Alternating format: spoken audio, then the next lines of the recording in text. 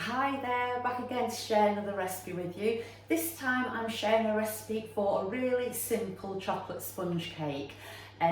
This is a great basic recipe to start with if you're new to baking, because it's just the all-in-one method. It's the same basic recipe as like a Victoria sandwich, but you just adapt it slightly, put a little less flour in and put cocoa powder in instead.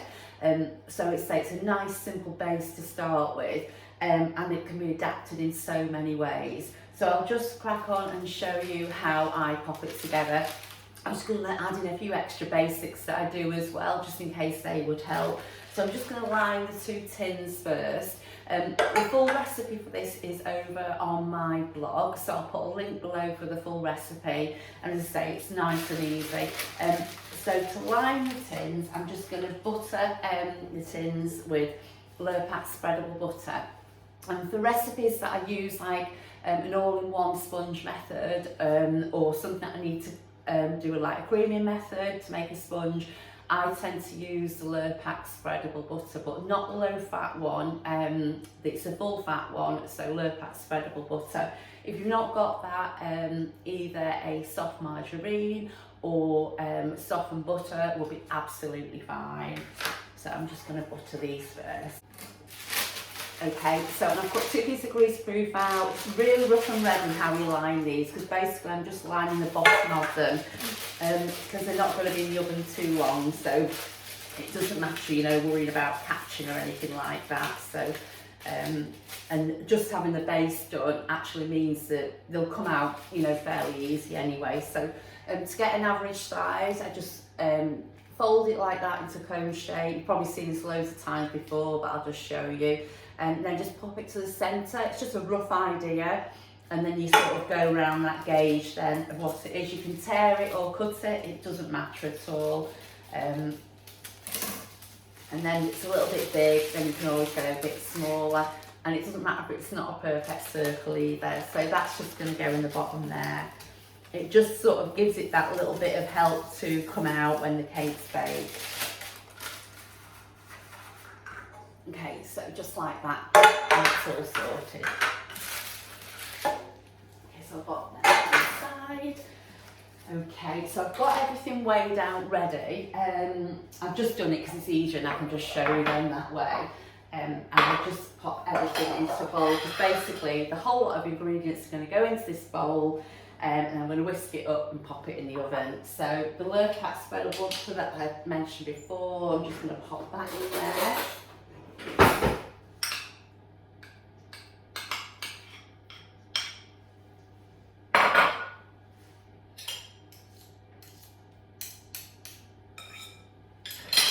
And then just sugar, caster sugar and flour that's going in there. And I've used gluten-free self-raising flour.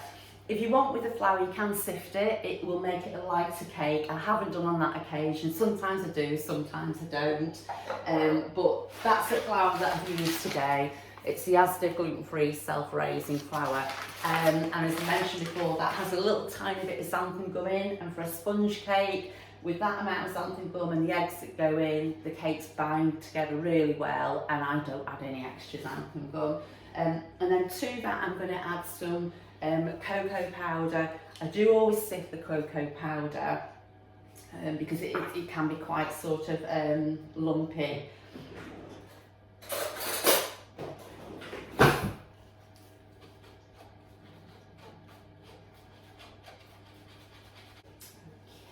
And then to that I'm going to add eggs. I've cracked the eggs ready. Don't have to beat them first because the whole lot's going to get beaten, so they just go in.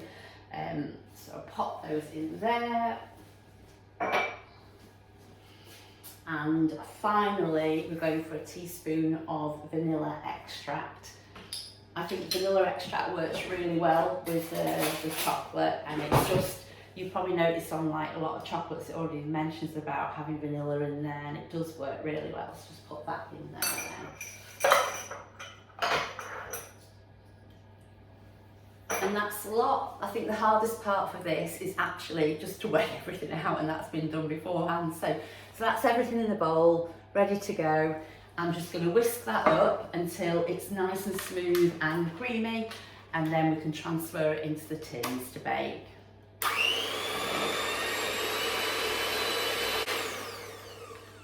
Once it's got so far, just give it a thing round with a spatula just to get the bits off from the side, just ensure everything mixes nice and evenly.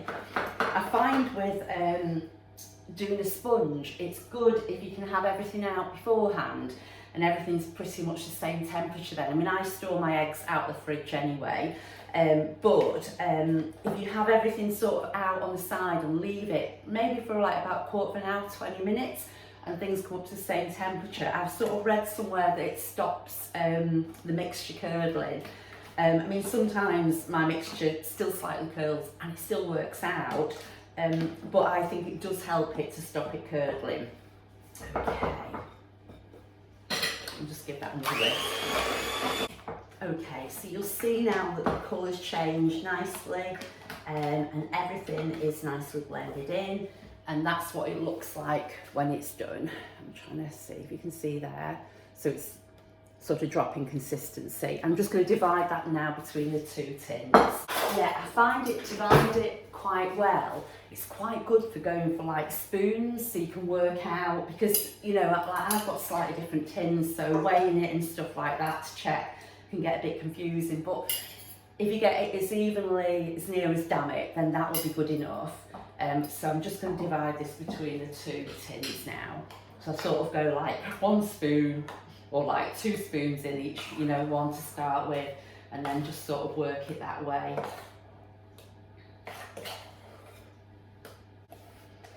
Get every last bit if possible.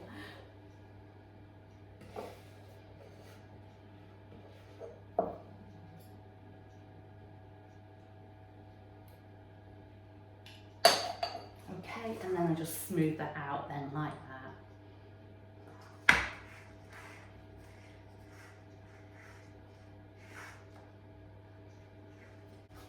Okay, so there we go, they're both done now, and that's really all done, except for me weighing it out.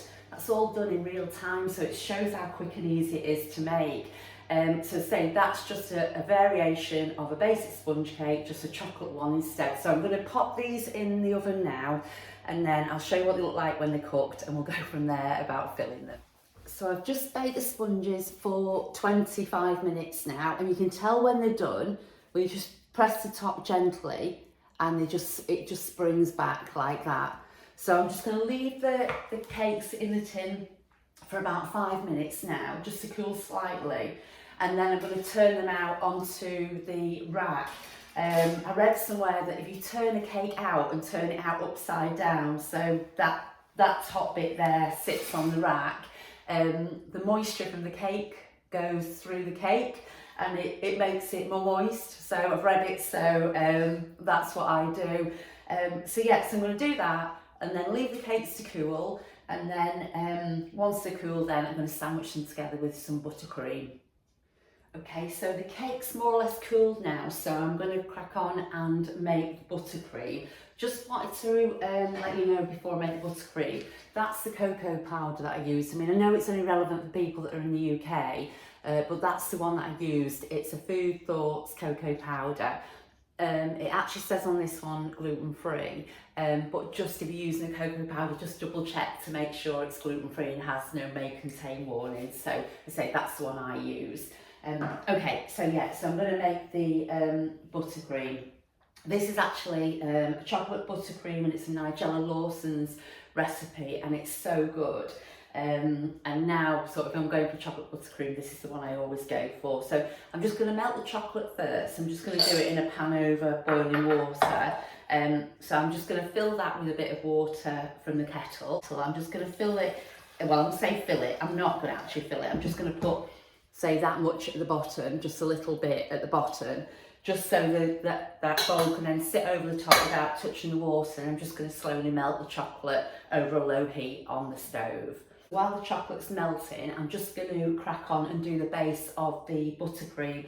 So I weighed that butter out before. It's unsalted butter, but you can use salted butter if you choose. If you like that little bit of sort of sweet salty thing going on, then you could use salted, but I've gone for unsalted. I say I've had it out softening because if you don't, it's a bit of a nightmare to add the icing sugar to. And even if it's been softened, I'm actually going to whisk it for a few minutes as well, just to soften it a little bit more.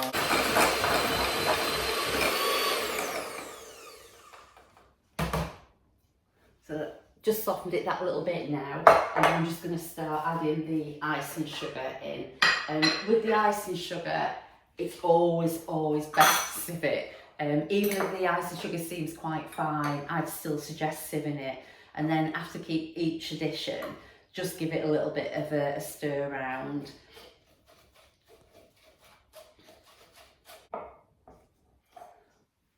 So I've stirred all the icing sugar in now, and I'm just going to whisk it a few moments just to make it nice and light, or maybe a minute or so.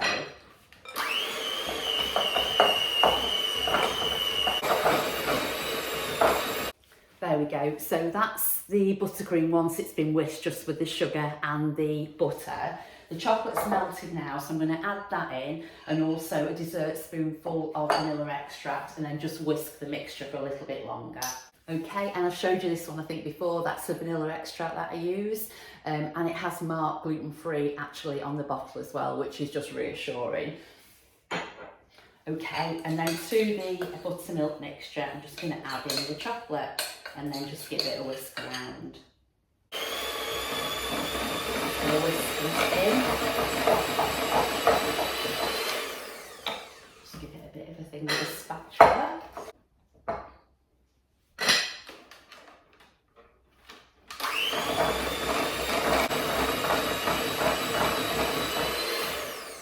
There we go. I'm going to stop there because I sometimes feel I could over whisk this, but I think that's absolutely fine. I'll just give it a quick stir around and show you what it looks like.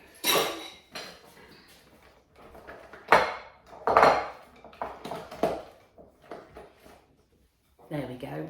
So that's what the buttercream looks like, and as I say, it is so nice. It really is. It does spoil you for anything else.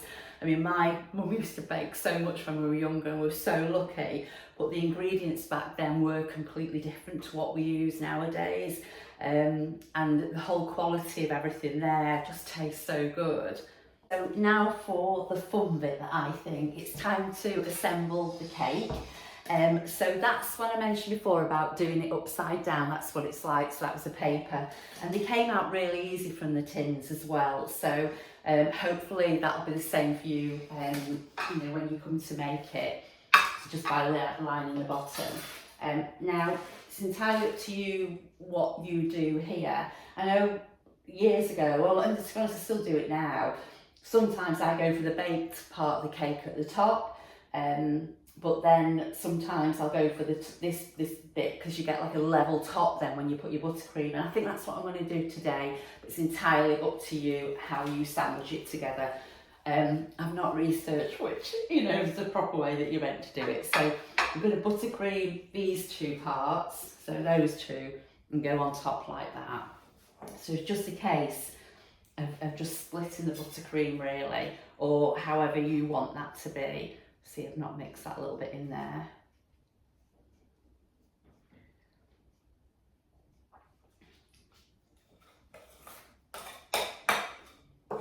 Give that a little bit of whisk again. If you spot any bits like that, just give it another whisk or another stir up.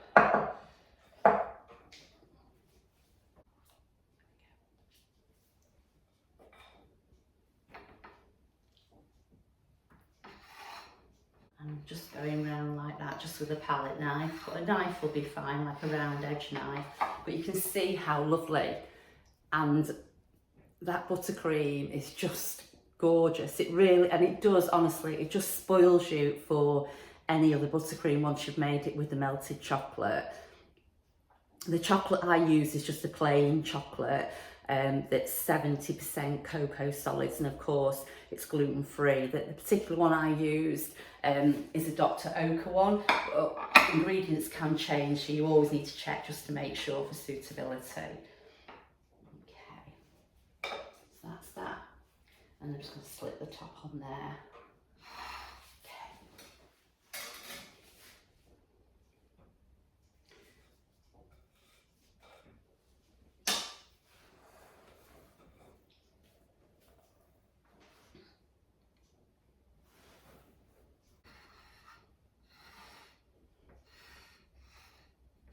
So this is a perfect birthday cake for somebody who likes the chocolate.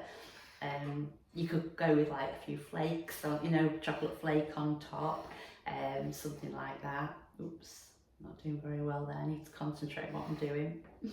Bringing the cake up from underneath. Okay.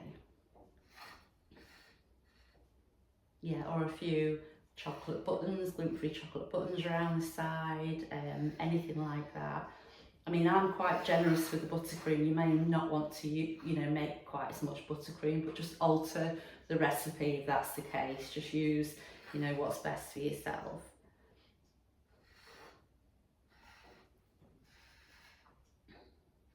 Okay, so it's a proper traditional homemade chocolate cake. No fancy frills really, but it just looks nice. I shouldn't waste any of the buttercream really, should I? Should be putting it all on the top. Okay, so if you want to go for a smooth look, then you can do that, whichever you prefer. Okay, so there you go. So that's the finished cake. So that's a gluten-free chocolate sponge cake filled with buttercream. As you can see, in real time, other than a little tiny bit of editing, it's really, really simple to make and a great place to start if you're new to baking. Any questions about the recipe or anything that I share, then do please get in touch. I'm always happy to help. And thanks for watching the videos. I look forward to being back again with you really soon. In the meantime, take care and bye for now.